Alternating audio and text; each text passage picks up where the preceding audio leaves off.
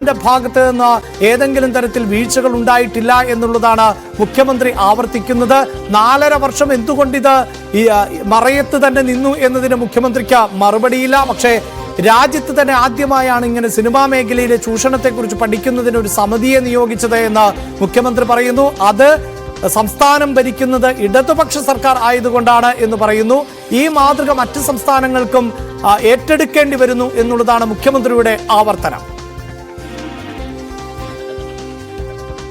ഹേമ കമ്മിറ്റിയുടെ റിപ്പോർട്ടിന്റെ ഭാഗമായി അതുമായി ബന്ധപ്പെട്ടുള്ള മറ്റ് നയപരമായ പരിശോധനകളും തുറന്നു വരികയാണ്.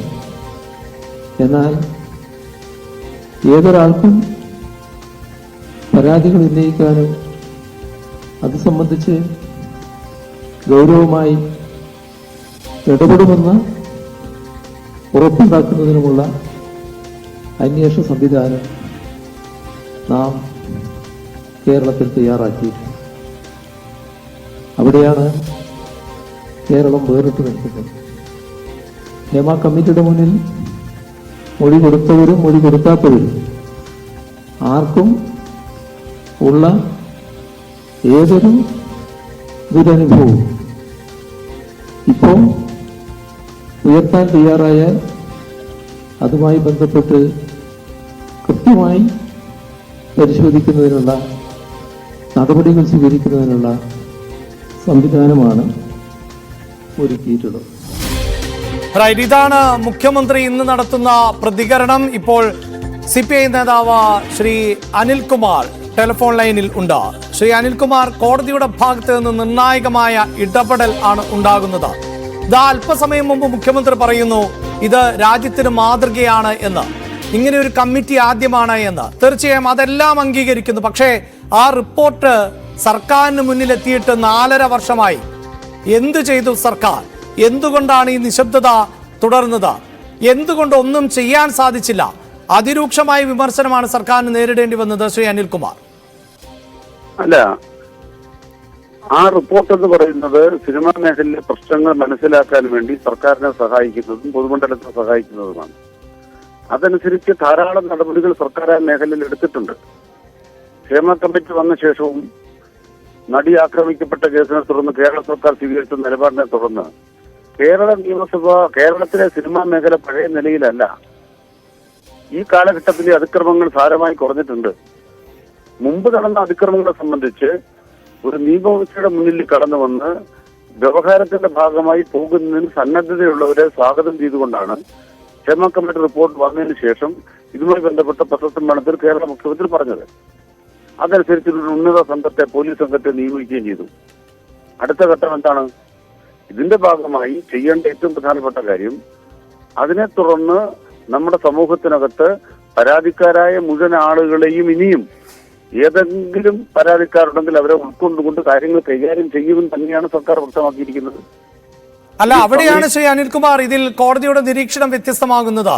അതായത് മുന്നിലൊരു പരാതിക്കാർ ഇല്ല, അതുകൊണ്ട് തന്നെ സർക്കാരിന് മുന്നോട്ട് പോകുന്നതിന് പരിമിതി എന്ന് പറയുമ്പോൾ ഹേമ കമ്മിറ്റി റിപ്പോർട്ടിന്റെ പൂർണ്ണ രൂപം അന്വേഷണ സംഘത്തിന് കൈമാറണമെന്ന് കോടതി പറഞ്ഞു കഴിയുന്നു.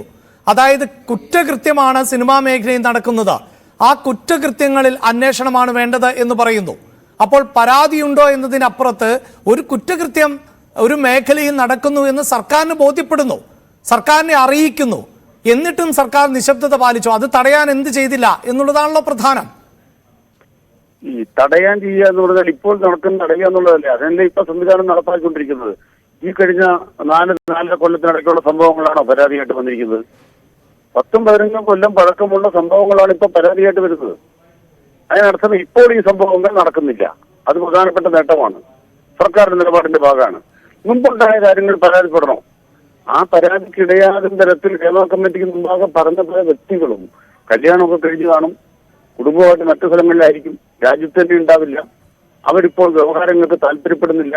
അതുകൊണ്ട് തന്നെ അവർ ഹേമ കമ്മിറ്റിയുടെ മുമ്പിൽ തങ്ങളുടെ ഐഡന്റിറ്റി മറച്ചു വെച്ചുകൊണ്ട് വസ്തുതകൾ പറഞ്ഞു. അതിനപ്പുറം ഞങ്ങൾ ഇല്ല എന്നത്തെ നിലപാട് വ്യക്തമാക്കി. അതിൽ നിന്ന് വ്യത്യസ്തമായി 4-5 പേരുകൾ ഇപ്പോൾ കടന്നു വന്നിട്ടുണ്ട്. നല്ല കാര്യം. ഇനിയും ആരെങ്കിലും വരാൻ തയ്യാറാണോ? സർക്കാർ തുറന്ന മനസ്സാണ്. നിങ്ങളൊരു കാര്യം പറയുക, നമ്മളൊരു കേസ് എടുക്കുക. കേരളത്തിലെ അല്ല, അവിടെയാണ് ശ്രീ അനിൽകുമാർ എനിക്ക് ആവർത്തിക്കേണ്ടി വരുന്നത്. താങ്കൾ പറയുന്നത് പോലെ പരാതിയുമായി വരുന്നവരുടെ പരാതി പരിഹരിക്കൂ എന്നല്ല കോടതി പറയുന്നത്. ഹേമ കമ്മിറ്റി റിപ്പോർട്ടിൽ ഉന്നയിക്കപ്പെട്ടിട്ടുള്ള പരാതികളുണ്ടല്ലോ, അതിൽ ക്രൈം നടന്നു എന്നത് വളരെ വ്യക്തമാകുന്നുണ്ടല്ലോ. അത് പരിശോധിക്കണമെന്നാണ് പറയുന്നത്. അതെന്തുകൊണ്ട് പരിശോധിക്കപ്പെട്ടില്ല എന്നുള്ളതാണ്. അതായത് അതെ അപ്പൊ ആരോട് ചോദിക്കണം? പോലീസുകാർ ആരോട് ചോദിക്കും? സർക്കാരിനോടാണ് ചോദ്യം ശ്രീ അനിൽകുമാർ. അല്ല, സർക്കാർ ആരോട് പോയി ചോദിക്കണം എന്നാണ് പറയുന്നത്. അല്ല പിന്നെ ഇനി എങ്ങനെയാണ് അപ്പോൾ സർക്കാരിന് മുന്നോട്ട് പോകാൻ സാധിക്കുക? പരാതി തരുന്ന ആളുകളുടെ കാര്യത്തിൽ അല്ലല്ല ശ്രീ അനിൽകുമാർ, എന്റെ സംശയം എന്താ, ഇപ്പോൾ കോടതി പറഞ്ഞിരിക്കുന്നു ഈ SITക്ക് പൂർണ്ണമായ രൂപം നൽകണം എന്നുള്ളത്. അപ്പോൾ ഇനി സർക്കാരിന്റെ അടുത്ത മറുപടി അല്ലെങ്കിൽ SITയുടെ മറുപടി ഞങ്ങൾ ഇത് ആരോട് പോയി ചോദിക്കണം എന്നുള്ളതായിരിക്കുമോ? അങ്ങനല്ല, SITക്ക് ആ കാര്യങ്ങൾ വ്യക്തമാണെങ്കിൽ ഈ സംഭവത്തിൽ ഉൾപ്പെട്ട വ്യക്തികൾ കടന്നുവന്ന് പറയാൻ തയ്യാറാണ്. ആരും പറയാൻ തയ്യാറായില്ലെങ്കിൽ SIT എവിടുന്നാണ് വിവരങ്ങൾ ശേഖരിക്കുക? അത് രണ്ടാമത്തെ കാര്യമല്ലേ ശ്രീ അനിൽകുമാർ? ആദ്യം അവരിലേക്ക് എത്തുകയല്ലേ അന്വേഷണ സംഘം ചെയ്യേണ്ടത്. താങ്കൾ എങ്ങനെയാണ് ഇത്രമേൽ മുൻവിധിയോടെ പറയാൻ സാധിക്കുന്നത്? ഹേമ കമ്മിറ്റിക്ക് റിപ്പോർട്ട് കൊടുത്തവരൊന്നും അന്വേഷണ സംഘത്തോട് പ്രതികരിക്കില്ല എന്ന് താങ്കൾ എങ്ങനെ മനസ്സിലാക്കുന്നു? ഹേമ കമ്മിറ്റിക്ക് റിപ്പോർട്ട് അതിന് മൊഴി കൊടുക്കാൻ സഹായിച്ച ആളുകള് ഹേമ കമ്മിറ്റിയോട് തന്നെ പറഞ്ഞത് ഞങ്ങളുടെ ഐഡന്റിറ്റി വ്യക്തമാക്കാൻ താല്പര്യമില്ലെന്ന്. അവര് വ്യക്തമാക്കാൻ താല്പര്യം ഇല്ലാത്തതുകൊണ്ടാണ് ധൈര്യപൂർവ്വം അവര് ഹേമ കമ്മിറ്റി പറഞ്ഞാൽ അപ്പുറം ഞങ്ങൾ പോകുന്നില്ലെന്ന് അവര് വ്യക്തമാക്കിയിട്ടുണ്ട്. ഇപ്പൊ അവരവിടെ നിൽക്കുന്നു. അതിനപ്പുറം ആരെങ്കിലും ഉണ്ടെങ്കിൽ സർക്കാർ അവരെ പ്രോത്സാഹിപ്പിക്കല്ലേ കുറ്റകൃത്യം ചെയ്തത്. അതിന് സംശയമില്ല. SITക്ക് മുന്നിൽ ശ്രീ അനിൽകുമാർ, നമ്മുടെ നിയമ സംവിധാനങ്ങൾ അനുസരിച്ച് എത്രയോ പീഡന പരാതികൾ രാജ്യത്ത് പരിഹരിക്കപ്പെടുന്നുണ്ട്, എത്രയോ കേസുകളുണ്ട്. അവരുടെയൊക്കെ ഐഡന്റിറ്റി പുറത്തു പോകുന്നുണ്ടോ? അങ്ങനെയാണോ നമ്മുടെ നിയമ സംവിധാനങ്ങൾ പ്രവർത്തിക്കുന്നത്? ഹേമ കമ്മിറ്റിക്ക് മാത്രമാണോ ഈ ഐഡന്റിറ്റി സ്വകാര്യമായി സൂക്ഷിക്കാൻ സാധിക്കൂ? ഒരു അന്വേഷണ സംഘത്തെ നിയോഗിച്ചാൽ, സർക്കാർ സംവിധാനത്തെ നിയോഗിച്ചാൽ ആ സമിതിയിലും ഈ ഐഡന്റിറ്റി എന്നത് രഹസ്യമായിരിക്കില്ലേ? അതെ, ഐഡന്റിറ്റി വെളിപ്പെടുത്തുകയാണെങ്കിൽ SI മൊഴിയിൽ ഒപ്പിട്ട് കൊടുക്കണോ?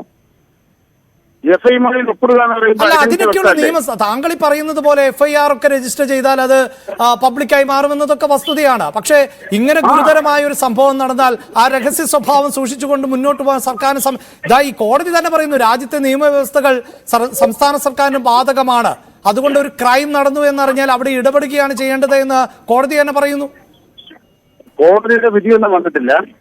കോടതി വർത്തമാനത്തിനിടെ പല കാര്യങ്ങൾ ചോദിക്കും. അതിനൊപ്പം ഒന്നും ഉണ്ടായിട്ടില്ല. അതുകൊണ്ട് അതനുസരിച്ച് നമുക്ക് നിലപാട് സ്വീകരിക്കാൻ കഴിയും. അങ്ങനെ വാക്കാലുള്ള പരാമർശമായി തന്നെയാണ് ശ്രീ അനിൽകുമാർ ഞങ്ങളും റിപ്പോർട്ട് ചെയ്യുന്നത്. കോടതിയുടെ വാക്കാലുള്ള പരാമർശത്തെ വിധി എന്ന നിലയിലൊന്നും തെറ്റിദ്ധരിപ്പിച്ചല്ല ഞങ്ങൾ ചെയ്യുന്നത്. പക്ഷെ കോടതി പറഞ്ഞിരിക്കുന്നു SITക്ക് ഈ റിപ്പോർട്ടിന്റെ, ഹേമ കമ്മിറ്റി റിപ്പോർട്ടിന്റെ പൂർണ്ണ രൂപം നൽകണം എന്ന് കോടതി പറയുന്നു. സർക്കാർ നടത്തിയതുപോലെയുള്ള ഒരു കാലതാമസം ഉണ്ടാകരുത് എന്ന് കോടതി പറയുന്നു. അത് വിധിയാവണമെന്നില്ല. ഇതൊക്കെ സർക്കാർ 100% മുമ്പ് വ്യക്തമാക്കിയിട്ടുള്ളതാണ്. 100% മുമ്പ് തന്നെ വ്യക്തമാക്കിയിട്ടുള്ളതാണ് സർക്കാർ ഇക്കാര്യത്തിൽ. കോടതി ആവശ്യപ്പെടുന്ന എല്ലാ കാര്യങ്ങളും നൽകുന്നതാണെന്ന് മാത്രമല്ല, കോടതി നിർദ്ദേശപ്രകാരം മുന്നോട്ട് പോകുമെന്നും സർക്കാർ വ്യക്തമാക്കിയിട്ടുണ്ട്. അതിൽ 100 മാറ്റമില്ല. ശ്രീ അനിൽകുമാർ, ഇവിടെ കോടതി താങ്കൾ സൂചിപ്പിച്ചു കഴിഞ്ഞല്ലോ സർക്കാരിന്റെ സമീപനത്തിൽ മാറ്റമൊന്നുമില്ല എന്ന് പറയുമ്പോൾ നേരത്തെ തന്നെ നമുക്കറിയാം ഈ റിപ്പോർട്ടിന്റെ ഉള്ളടക്കം പുറത്തു വന്നതുമായി ബന്ധപ്പെട്ട് പോലും ചില തർക്കങ്ങൾ ഉണ്ടായിരുന്നു. എന്തിന് കമ്മീഷൻ നിർദ്ദേശിക്കാത്ത ഭാഗങ്ങളും പാരഗ്രാഫുകളും അടക്കം നീക്കം ചെയ്തു എന്ന ചോദ്യമുണ്ടാകുന്നു. ഇതിനൊക്കെയാണ് ഇനി കൃത്യമായി അന്വേഷണ സംഘത്തിന് ഈ റിപ്പോർട്ട് പരിശോധിക്കുമ്പോൾ മനസ്സിലാക്കാൻ പോകുന്നത്. അപ്പോൾ ഇനിയും ഒരു പരാതി ഇല്ല, പരാതിക്കാരനില്ല എങ്കിൽ സർക്കാരിനും അന്വേഷണ സംഘത്തിനും ഒന്നും ചെയ്യാൻ പറ്റില്ല എന്ന് തന്നെയാണ് താങ്കൾ പറയുന്നത്. അല്ല, കോടതിയിലും പോലീസിലും മുമ്പ് വന്ന് കാര്യങ്ങൾ വ്യക്തമാക്കാൻ ഒരാൾ ആയില്ലെങ്കിൽ ആർക്കെതിരെ കേസെടുക്കണമെന്നാണ് പറയുന്നത്. ശ്രീ അനിൽകുമാർ, താങ്കൾ ദയവായി മനസ്സിലാക്കുക, ആർക്കെങ്കിലും എതിരെ കേസെടുക്കുക എന്നത് മാത്രമല്ല ഈ വിഷയത്തിന്റെ ഗൗരവം. സിനിമാ മേഖലയിൽ നടക്കുന്ന ലൈംഗിക ചൂഷണങ്ങൾ അവസാനിപ്പിക്കുക എന്നുള്ളതാണല്ലോ. നിങ്ങളൊരു കാര്യം മനസ്സിലാക്കൂ, അതിപ്പോ അവസാനിപ്പിക്കുന്ന നടപടി സ്വീകരിച്ചതിന്റെ ഭാഗമായി വലിയ മാറ്റങ്ങൾ സിനിമാ മേഖലയെ വന്നു. 8-10 കൊല്ലം മുമ്പ് നടക്കുന്ന രീതിയിലല്ല സിനിമാ മേഖല ഇപ്പോൾ മുന്നോട്ട് പോകുന്നത്. അത് സിനിമാ മേഖലയിൽ പരക്കെ വന്നിട്ടുള്ള മാറ്റമാണ്, സിനിമയിൽ വന്നിട്ടുള്ള മാറ്റമാണ്. മാറ്റം ഉണ്ടായതല്ലേ, ആ നടനെ പിടിച്ച് ജയിലിലിട്ടുകൊണ്ട് സംബന്ധിച്ചതാണ്. കൊല കൊമ്പന്മാരെ ജയിലിലടക്കാൻ പിണറായി സർക്കാർ നേതൃത്വം കൊണ്ടുകൂടെ സംഭവിച്ചതാണ്. ആ നടനെ വേണ്ടി സെൽഫി എടുക്കാൻ നടന്ന MP മാര് കേരളത്തിലുണ്ട് കോൺഗ്രസിന്റെ. അല്ല, അതിന് സ്വീകരണം കൊടുക്കുന്ന നേതാക്കന്മാരെ താങ്കൾ അതിൽ കാണുന്നുണ്ട്. കോൺഗ്രസിനെയും ബി ജെ പിയുടെയും അവരെ രാഷ്ട്രീയം നേരിട്ടിട്ടാണ് പറയുകയാണോ വേണ്ടത് ഇത്തരം ഒരു വിഷയത്തിൽ? രാഷ്ട്രീയം ഉണ്ടല്ലോ, കോൺഗ്രസിനെ നേരിട്ടിട്ടാണ് ഞങ്ങൾ നേടിയത്. ഉം. കോൺഗ്രസ് ആ Jameel Methar M P selfie എടുത്ത ആൾക്ക് മാന്യത കൊടുത്തപ്പോൾ അതിനെ വെല്ലുവിളിച്ചിട്ടാണ് ഞങ്ങൾ ഈ നേട്ടം നേടിയത്. അത് വളരെ ആകാശത്തിൽ കെട്ടിവീണതല്ല, പിണറായി സർക്കാർ ഉണ്ടായത് കൊണ്ടാണ്. ആ സർക്കാർ പറയുന്നത് ആരെങ്കിലും വെളിപ്പെടുത്താൻ തയ്യാറായാൽ അവരോടൊപ്പം സർക്കാർ, അത് മുഖ്യമന്ത്രി ഇന്ന് വ്യക്തമാക്കി, അത് തുടരും. അതാണ് നിലപാട്. ഓക്കെ, അതിനപ്പുറത്ത് ഈ റിപ്പോർട്ടിന്റെ അടിസ്ഥാനത്തിൽ വേറെ നടപടികളൊന്നുമായി മുന്നോട്ട് പോകാൻ സാധിക്കില്ല. റിപ്പോർട്ടിന്റെ ഉള്ള നടപടികളാണ് കോൺക്ലേവ് അടക്കമുള്ള കാര്യങ്ങളിൽ എന്തെല്ലാം കാര്യങ്ങളുണ്ടോ അത് മുന്നോട്ട് പോകും തന്നെയാണ് വ്യക്തമാക്കിയത്.